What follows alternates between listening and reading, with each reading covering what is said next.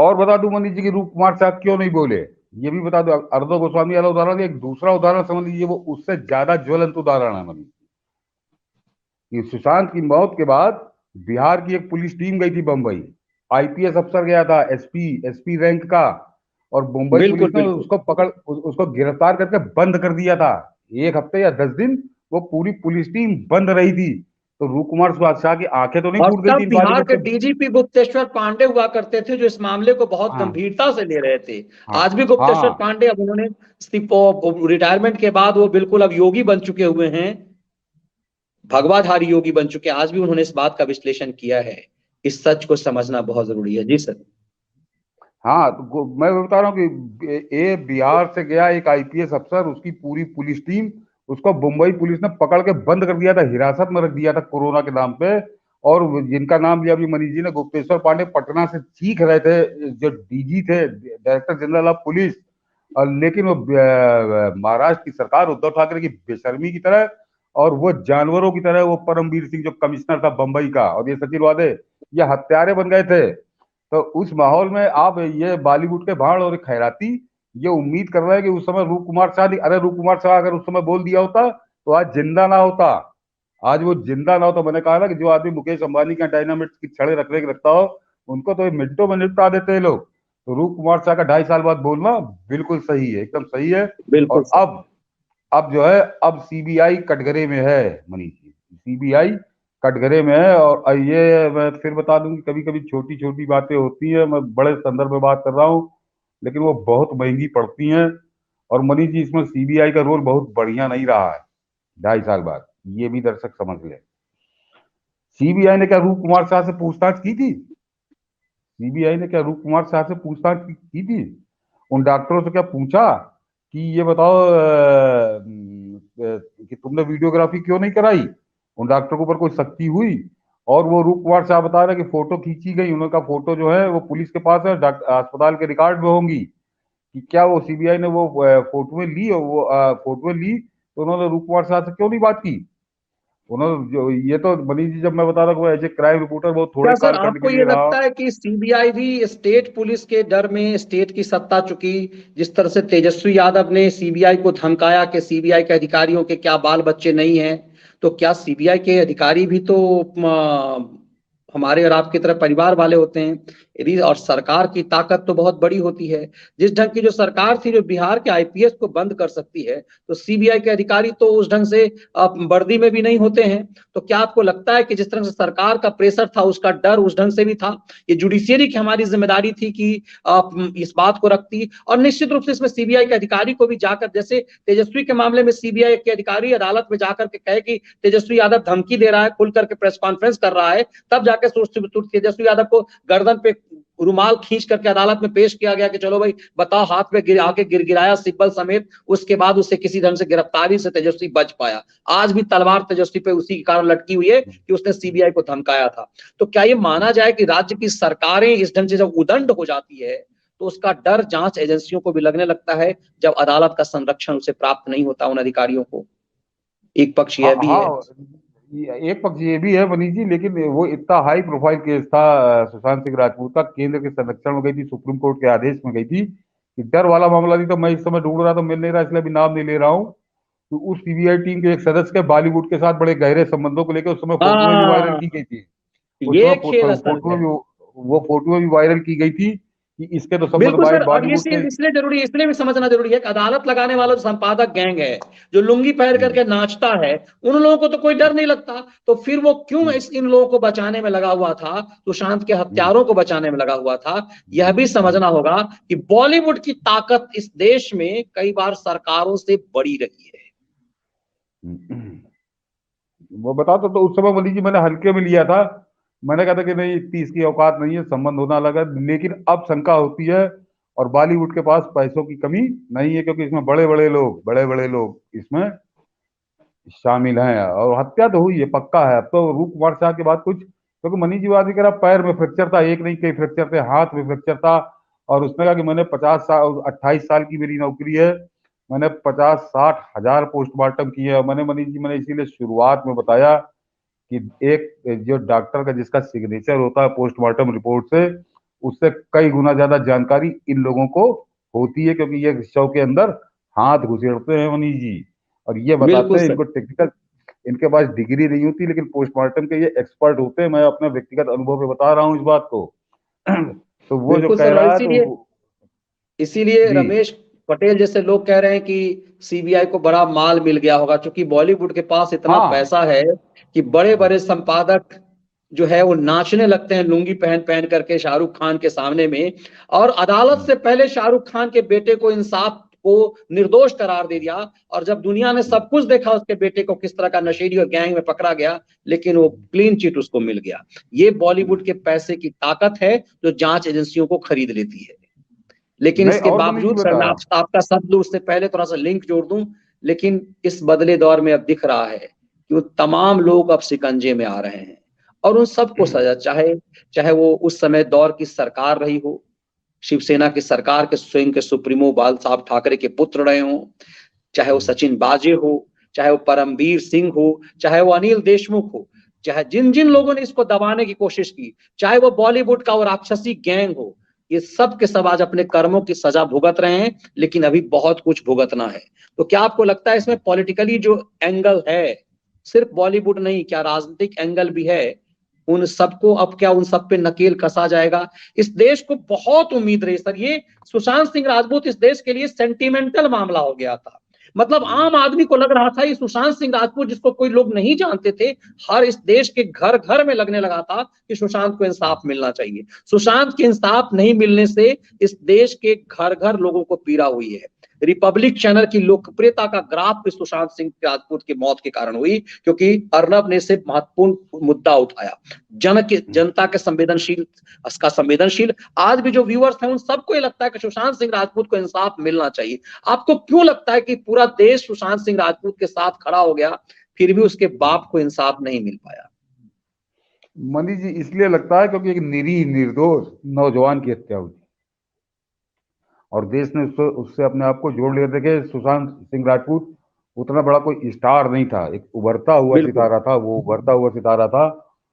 लेकिन जिस तरह से हत्या हुई, और लोग, देश सन्न रह गया, सन्न रह गया, क्योंकि उस समय भी तथ्य उभर के सामने आ रहे थे कि यह हत्या, आत्महत्या होती तो आदमी सोचता, लेकिन वो जो आंखों से दिख रहे थे उस समय, वो सवाल उठ रहे थे। तो लोग सन्न रह गए थे कि एक निरीह निर्दोष नौजवान जो उभरता हुआ था। और मनीष जी, और बता दूं कि देश की सहानुभूति इसलिए और जुड़ गई थी क्योंकि बॉलीवुड के प्रति नफरत इसीलिए बढ़ती जा रही थी।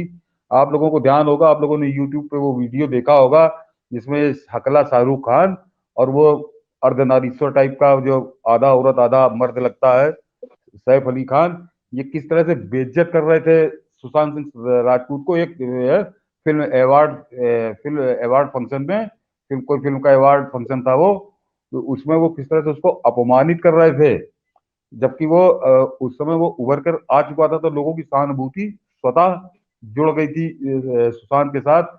और मनीष जी, एक एक और सीबीआई को, ताकि सीबीआई के ऊपर डंडा चलना चाहिए मनीष जी, कि मनीष जी, दर्शकों को ध्यान होगा, मैंने कहा ना, मैं इसको बहुत क्लोजली फॉलो कर रहा हूँ इस केस को, कि जब सीबीआई की टीम बंबई पहुंची थी उसके दूसरे तीसरे दिन लगातार 3-4 दिन तक उस सीबीआई ने कई घंटे, 2-4-5 मिनट नहीं, कई कई घंटे उसने सुशांत राजपूत के उस फ्लैट की छत पर गुजारे थे।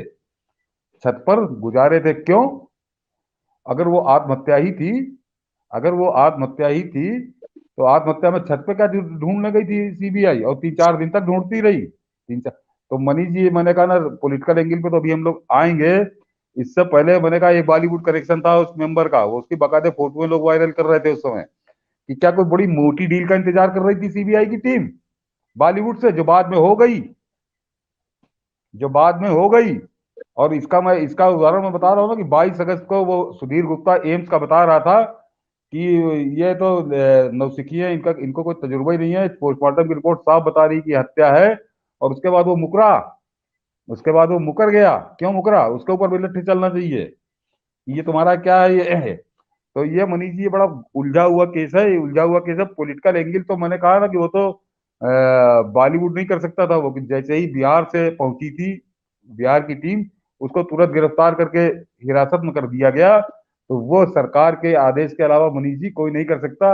और जिस आदमी का, अब मैं आ रहा हूँ पॉलिटिकल एंगल पे, कि जिस पॉलिटिकल एंगल की बात हो रही है उसकी खूब चर्चा हुई, और इतना इशारा किए दे रहा हूँ, नाम हम लोग को लेना ठीक नहीं है, लेकिन इशारा खूब अच्छे से करें सब समझ जाएंगे कि वो जो नारायण राणे मंत्री हैं केंद्र में, यहाँ पे सेंटर में, महाराष्ट्र के सेंटर में, महाराष्ट्र के उनके पूर्व सुपुत्र सीएम भी।